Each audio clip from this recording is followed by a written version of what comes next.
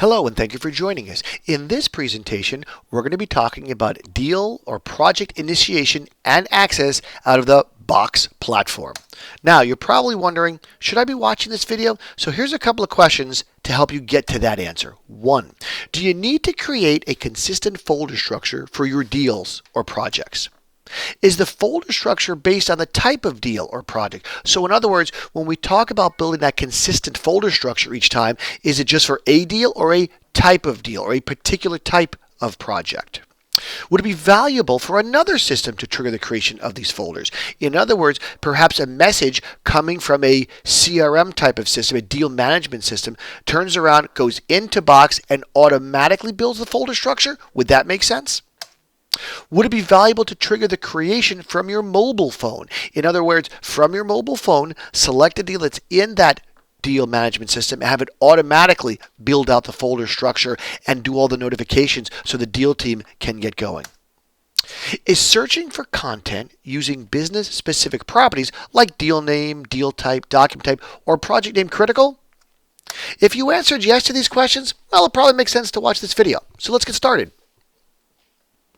Here we are in Box, and this is a list of active deals that I, Adam Storage, have access to. And if you recall, Blue Horseshoe was the one that we created in our mobile app. Now, if you also recall, when we created Blue Horseshoe, we marked it as a favorite. So if I click on favorite, it appears there. These are my 2 favorite deals. Now, when I said go off and build it, it built the initial folder, Blue Horseshoe, and of course these subfolders, as well as the legal subfolder for executed documents and work product. Now, it knew to build these all out because of the type of deal we were working with. Based on the deal type, a certain folder template was used. So in other words, this was a targeted buy-side deal. So when it went to build the folder structure, it went for the targeted buy-side folder template and built out that folder structure. So if I go back to my favorites and I click on Blue Horseshoe, these are the folders that were built out. Now you'll also notice another deal here which got some documents in it, Red Rover. So I'm going to click on Red Rover. If I go into, say, the models folder, you'll see a document here.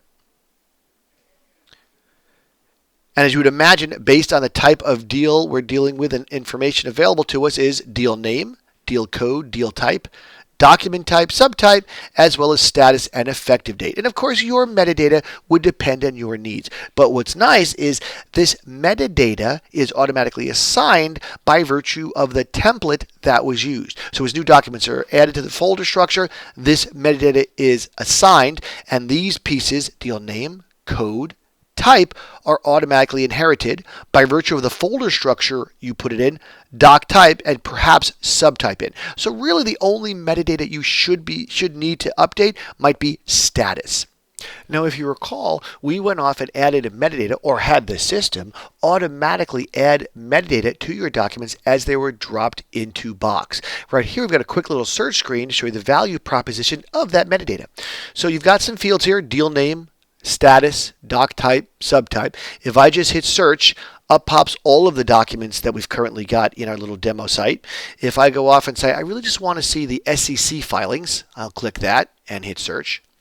And the list gets smaller. Now, if I'm only looking for the 10Q, I will go off and select 10Q and hit search. And of course, the list gets even smaller. Once I've got the document I want, I can click on it. And it takes you straight to the 10Q. Obviously, this is not a 10Q, but an example of getting to that document. And that metadata is sitting right over here. So as you can see, it's nice to quickly and easily be able to find the document you're looking for based on the criteria that you enter. So what did we see? Well, we saw the ability to create a folder structure, assign business-driven metadata or properties, and send out notifications from your mobile phone. We saw the ability to search for content based on those business-driven properties. We showed the ability to enable consistent security across all my deals or projects, and provide a totally cloud-based business-specific solution.